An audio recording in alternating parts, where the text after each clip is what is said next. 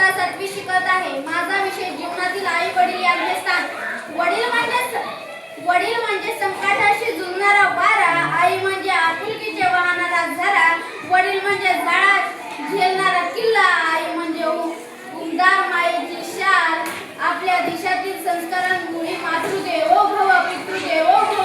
मनुष्याच्या जीवनात आई वडील हे खूप महत्त्वाची भूमिका आहे. आई वडील या दोन शब्दात इतके महत्त्व आहे आपल्या आयुष्यातील सांगता येणार नाही, कारण हे फक्त शब्द नाहीयेत तर आपले आयुष्य आहे.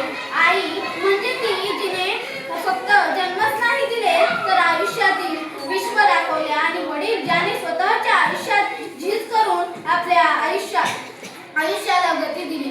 असे आई वडील अगदी आपल्या जीवनापासून ते आतापर्यंत ते आपल्यासाठी झटत आहे.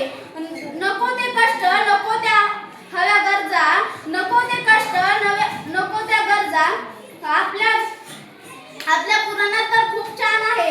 सगळ्यात मोठे उदाहरण दिलंय तर आई वडील महत्त्व सांगण्याचे ते म्हणजे प्रथम पूजेचा मान मिळवणारे आपले गणपती बाप्पा. सर्व गणांचा अधिपती होण्यासाठी आणि प्रथम पूजेचा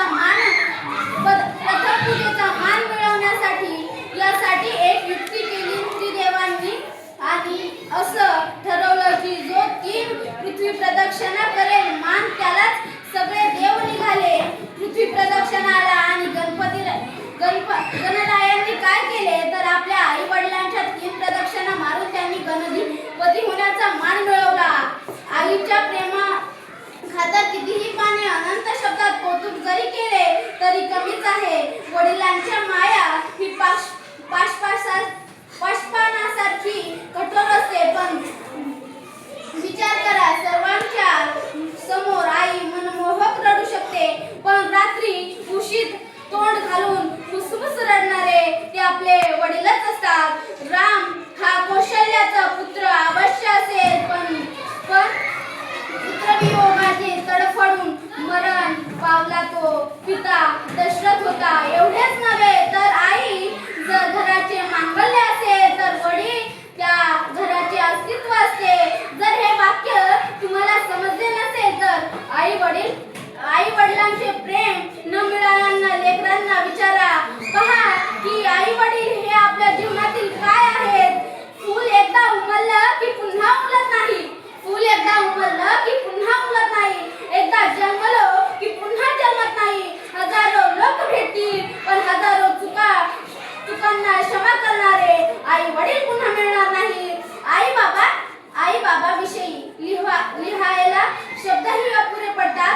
कोणीतरी असे म्हटले आहे की आपण आपल्या कातड्याचे जोडे करून जरी आई बाबांना पायात घातले तरी त्यांचे श्रम फिटणार नाही. तेवढे त्यांचे आपल्यावर अनंत उपकार आहेत. आई बाबा म्हणजे आपल्या आयुष्यातील 2 मजबूत स्तंभ. त्यांच्या आधारावर आपले जीवन अवलंबून असते. त्यांना आपल्या सुखापेक्षा आपल्या मुलांचे सुख महत्त्वाचे वाटते. ही किती छान गोष्ट आहे की आपण त्यांना पाहून त्यांचं अनुकरण करत मोठे होत असतो. सर्वच बाजूने आणि ते आपल्या जगण्याचं कारण असते. कितीही मोठी चूक आपल्या हातून घडू द्या, त्यांसाठी कडक शासन आणि माफीची तरतूद त्यांच्याकडे असते. आपण एक छान माणूस व्हावं यासाठी ते रात्रदिवस झटत असतात, झगडत असतात, अशी कष्ट घेत असतात. फक्त आपली स्वप्न पूर्ण करण्यासाठी स्वतःच्या स्वप्नांना तिलांजली देतात. हे फक्त आणि फक्त आपल्या आई बाबांचा करू शकतात, आणखी कोणीच नाही. आई म्हणजे आईने बनवलं, बाबांनी घडवलं. आईने बनवलं, बाबांनी घडवलं. आईने शब्दांची ओळख करून दिली, बाबांनी शब्दांचा अर्थ समजवला. आईने विचार दिले, बाबांनी स्वतंत्र दिले. आईने विचार दिले, बाबांनी स्वतंत्र दिले. आईने भक्ती दिली, भक्ती शिकवली, बाबांनी कृती शिकवली. आईने लढण्यासाठी शक्ती दिली, बाबांनी जिंकण्यासाठी नीती दिली. बाबांनी जिंकण्यासाठी नीती दिली. आई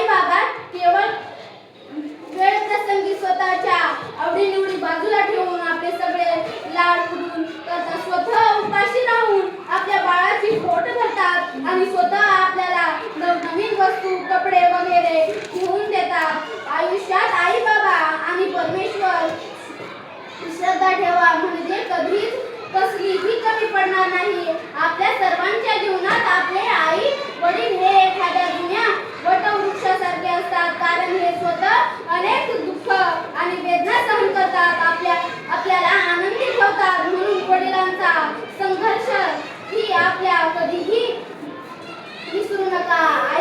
आई वडिलांच्या प्रत्येक श्वासात, प्रत्येक कष्टात फक्त आपल्या मुलांसाठी काहीतरी करण्याची तळमळ असते. लहानपणी मुलांची लढणे थांबवण्यासाठी त्यांनी पथ्य पाळणाऱ्या स्वतःच्या इच्छांना मागे सारून मुलांच्या गरजा पूर्ण करण्यासाठी आई वडील कधीही त्यांसाठी कौतुकाची अपेक्षा करत नाही. काही मुलांसाठी त्यांनी दिवस राबून आणि रात्री जागून संसार उभा केला. न चुकता शाळेची फी भरली, उन्हातान्हात थकले तरीही मुलांच्या चेहऱ्यावर हसू टिकण्यासाठी प्रत्येकाला एक वेळेस स्वतः उपाशी राहूनही मुलांच्या पोटाला अन्न दिलं. त्यांच्या स्वप्नांना मागं त्याग करत त्यांनी आपल्या मुलांची स्वप्ने साकार करण्यासाठी झटले. पण काळ बदलतोय आणि मुलांच्या उंजळभर सुखासाठी देवाकडे विश्वतलकार पदर पसरण्यासाठी एकमेव स्त्री म्हणजे आई, आणि त्या पदराला सामर्थ्याचा हात देणारा पुरुष म्हणजे बाप. आई म्हणजे माया, वात्सल्य आणि त्यागाचा महासागर. मुलाच्या जन्मापासून ते त्याग मोठ्या करण्यापर्यंत ती स्वतःच्या सुखासाठी त्याग करते आणि मुलांची पहिली गुरु असते, जी त्याला मनुष्याच्या आणि चांगले संस्कार शिकवते. आपल्या जीवनातील कितीही मोठे संकट आले तरी आई आपली ढाल बनून उभी राहते. वडील मुलासाठी संरक्षण कवच असतात. घर असे अपुरे असतात, तसेच वडिलांशिवाय आयुष्य निराधार असते. कुटुंबाला उदरनिर्वाह करण्यासाठी, मुलांना चांगले शिक्षण देण्यासाठी वडील दिवस रात्र कष्ट करत असतात. ते शिस्त आणि जबाबदारी प्रत्यय असतात आणि मुलांसाठी जीवनातील संकटांना सामोरे जाण्याची ताकद देतात. देव सर्वत्र राहू शकत नव्हता, म्हणून त्यांनी आई वडिलांना बनवले. असे म्हणतात